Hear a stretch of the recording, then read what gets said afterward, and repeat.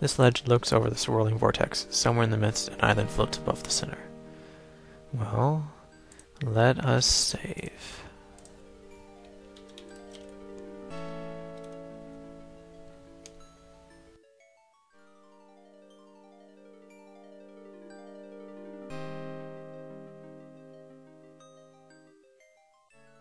Alright, let's see, what does he have to say? An impressive sight, don't you think? Hasn't changed a whit since the old days. Actually, after the initial shock of being in another reality wears off, it's kind of boring. There's that horizon that goes on forever, and the sinkhole. That's pretty much it. No continents, no convenience stores, nothing. You were here before? Before? Does that mean you were on the original council? I never said that. I think Samas sent me a picture postcard that said, "My esteemed leader went to the Vortex and all I got was this lousy postcard. The picture was really nice though. It really did this place justice. It must have had, 256 colors. Computer joke. Where are Xar and Sang-Drax? Isn't it obvious? They're on an island floating over the sinkhole. Even now they are preparing for the reformation. It shouldn't be long until they start the process. Well, what are we waiting for? Let's follow them.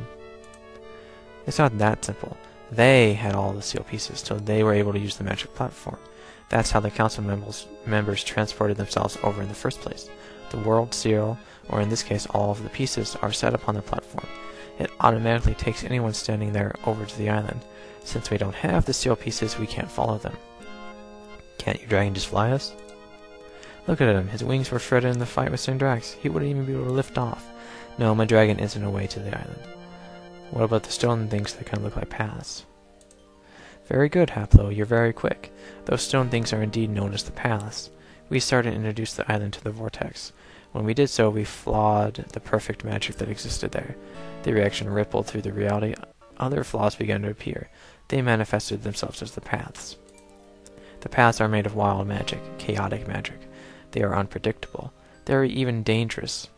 But they are the only way to the island left to us. You can use them, but you must be aware of a few things.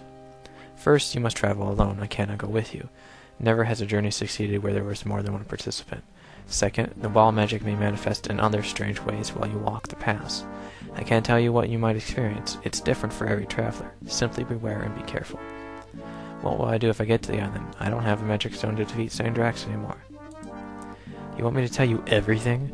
Maybe you should try thinking on your feet. Well, my guess is Sang-Drax has probably taken your form to lead Xar through the reformation. If you catch up with him, you'll have to convince Xar that you're really you.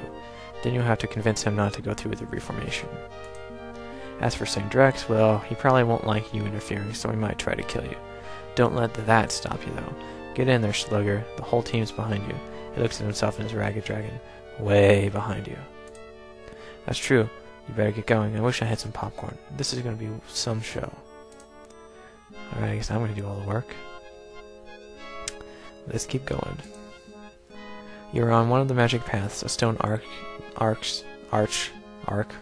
whatever, looms ahead. Beyond it stands someone who looks exactly like you. The other Haplo simply repeats everything you say at the same time you say it. Actually, it's pretty annoying.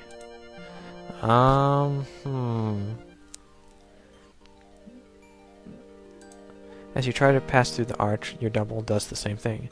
You end up bumping into each other and no one gets anywhere. Well, let's try casting something. Let's try killing it. Cast. You trace the rune structure into the air. As soon as you complete it, the spell races toward your double, but stops and dissolves as it passes through the arc. Something about the arc keeps the magic from reaching him. You cannot directly cast a spell on your double.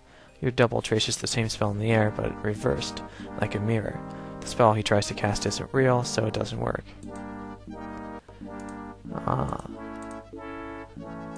So I guess that's a clue that we're actually supposed to take apart this spell and actually switch it around. Cast. You cast the nonsense spell into the air. Of course, the spell does nothing, but your double casts the spell's mirror image. This does happen to be a real spell. In fact, the spell that he casts is self-immolation. It dives into his body and burns it into ashes. His clothes and possession fall to the ground. Let's search. You search through your double's remains and discover duplicates of everything that you carry. Well, let's put the shears together. You knock out the connecting bolt from one of the blades and slap them both together. The result is a complete set of garden shears.